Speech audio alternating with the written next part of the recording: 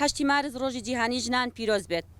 دوو سەدەیە ژنان بەرزی دەنگیان هەڵبڕیوە بەرامبەر بە پێشێلکردنی مافەکانیان لە سەرەتاوە وەک مافی حەقدەستی ڕەنج و ماندووبوونیان و کەمکردنەوەی کاتی کار، دواتریش وەک مافی منداڵ و تەواوی کۆمەلگاکان، تەنانەت شەڕ و پیلان و داگیرکاریەکان بە ئەرکی دایکایەتی خۆیان زانی خاوەنداری بکات لە بەرامبەر بەو هێڵە هۆڤەی کە ڕیشە و بنکەکەی بەر لە 5000 ساڵ داکوتیوە.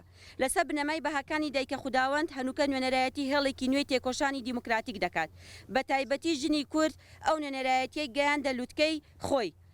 ئەوەی پێشنگاتی شۆڕشی ڕۆژاوای کوردستانی کرد ژنان بوون، ئەوەی ئەفسانەی لە شکان نەهاتووی داعشی کۆتایی پێهێنا ژنان بوون.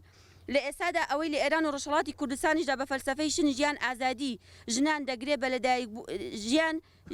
ژیان دەگرێت بە لەدایکبوونێکی نوێوە، دیسان ژنان کارکتەری پێشەنگ و دیاریکەری ئەو دۆخە لە چۆنایەتی دەستنیشانکردنی داهاتوودا بوون. ئێمە لە کاتێکدا کە یادی ڕۆژی جیهانی ژنان دەکەینەوە کە ڕۆژێکی سمبولیە وەک مێژوویەکی ڕوبەڕووبوونەوەی نادادی و سیستەمی پاوەخوازی دەسەڵاتگەرانە، تا ئێستاش ئەو نادادی و پاوەخوازی سیستەمە باڵادەست و پیاوسالارەکان بەردەوامە و ڕۆژانە ژنان دەکەنە قوربانی مەرام و بەرژەوەندەکانی خۆیان. لەگەڵ ئەوەی ژنان بەو بارە سەختەدا تێدەپەڕن، جێگەی خۆشحاڵیە هەموو ڕۆژێک ژنان پێشکەوتنی مەزن تۆمار دەکەن. ئەمەش هەم بەرهەم و میراسی تێکۆشانی مێژووی ژنە و هەم ئومێد و هیوایە بۆ گەلانی ئازادی خواست بە پێشنگایەتی ژن سیستەمێکی دیموکراتی ژینگەپارێز و مرۆڤدۆست ئاوا بکات.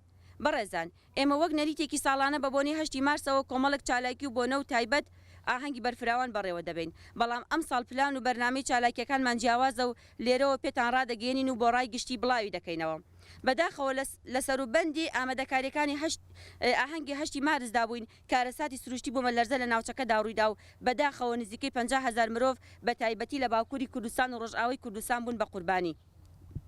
ئێمە لەگەڵ ئەوەی جارێکی تر هاوخەمی و سەرساغی بۆ کەسوکاری قوربانیان و تەواوی گەلەکەمان دەردەبڕین و ڕای دەگەێنین بۆ هۆیە خەمناکەوە.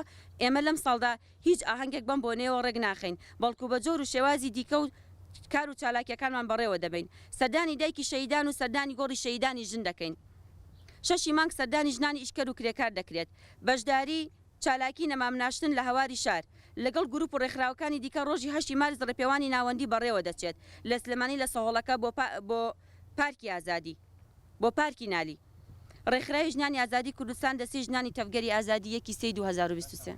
ژیان ئازادی، ژیان ئازادی. ڕۆژی ژنان ڕۆژی 8 مارسی جیهانی پیرۆز بێت لە تەواوی ژنانی جیهان و ژنانی تایبەتی گەلی کورد، ئەو ژنانەی کە لە تێکۆشانان بۆ ئازادی ژنان و ئازادی خاک و نەتەوەکەیان. دیارە 8 مارس ڕۆژێکی جیهانیە بۆ هەموو ژنان دابین کراوە لەم ڕۆژانەدایانی ئەمە لە ساڵانەوەکو نەریتی ساڵانەی خۆمانەوەکو ڕێکخراوەکەمان ئێمە ئاهەنگمان ئەگەڕا، بەڵام ئەم ساڵ بە بۆنەی ئەو کارەساتە ناخۆشی و کارەساتی بوومەلەرزەوە کە ڕووی کردە باکووری کوردستان و ڕۆژئاوای کوردستان، ئێمە ئاهەنگ ناگەڕین، بەڵام لە چالاکیەکانمانە بەردەوام ئەبین. چالاکیەکان بریتی بوون لەوەی کە یەکەم لە 1 سێە لە پارکی ئازادی لە سەکۆی ئازاد ئێمە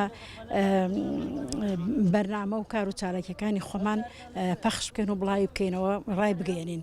و دووهەم چالاکیشمان ئەوەیە کە ڕۆژی 2 سێ سەردانی ماڵی باوکی شەهیدان بکەین و لەوێ نەمامێک پێشکەش بە ڕۆحی شەهیدان بکەین و بیدێنە دەستی ماڵی باوکی شەهیدان بۆ ئەوەی ئەو نەمامە ببێتە سمبولی شەهید.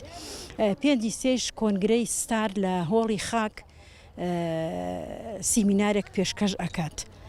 6 سێش ئێمە هەمومان کۆ ئەبینەوە وەکو ژنان لە ڕەژاک سەردانی ژنە کارکەرەکان ئەەکەین وە گوڵیان پێشکەش ئەەکەین، چونکە ئەوانە بەڕاستی شایانی هەموو شتێکن.